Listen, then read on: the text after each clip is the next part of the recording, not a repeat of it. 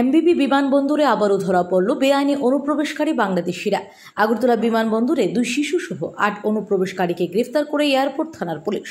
অনুপ্রবেশকারীদের মধ্যে 6 জনই মহিলা। তারা বাংলাদেশের নোয়াখালী, গোপালগঞ্জ, লক্ষ্মীপুর, ময়মনসিংহ থেকে বেআইনিভাবে ত্রিপুরায় প্রবেশ করেছিল। এর মধ্যে রয়েছে সীমা খরা, লাকি আক্তার, সোহাগী আক্তার, রেহেনা শেখ এবং ফাতেমা।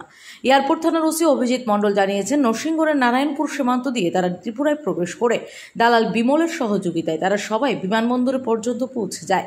বিমলকে এর জন্য মাথাপিছু 12,000 টাকা করে দেওয়া হয়। এই বিমলই সবার জন্য নকল আধার কার্ড বানিয়ে দেয়।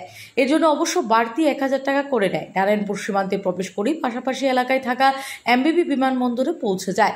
সন্দেহভাজন অবস্থায় ঘোরাফেরা করতে দেখে তাদের আটক করা হয়। এদিকে এই ঘটনার পর আবারও সীমান্তে বিএসএফ এর নিরাপত্তা নিয়ে প্রশ্ন উঠছে। আজকে বিকালবেলা আমাদের কাছে একটা খবর আসে যে এমবিবি এয়ারপোর্টে 6 জন মহিলা সন্দেহমূলকভাবে ঘোরাফেরা করছিল। তখন আমরা থানা থেকে স্টাফ এবং অফিসাররা যাই, গিয়ে ওদেরকে জিজ্ঞাসাবাদ করার পর জানা যায় ওরা উইদাউট এনি ভ্যালিড পাসপোর্ট ছাড়া এখানে এসেছে। তারপরে আমরা তাদেরকে আটক করে থানাতে নিয়ে আসি। কতজন রয়েছে? তারা 6 জন আছে। 6 জনের মধ্যে পুরুষ আছে কেউ নাকি সবাই মহিলা? তারা কোথায় যাচ্ছিল বিমানবন্দর থেকে?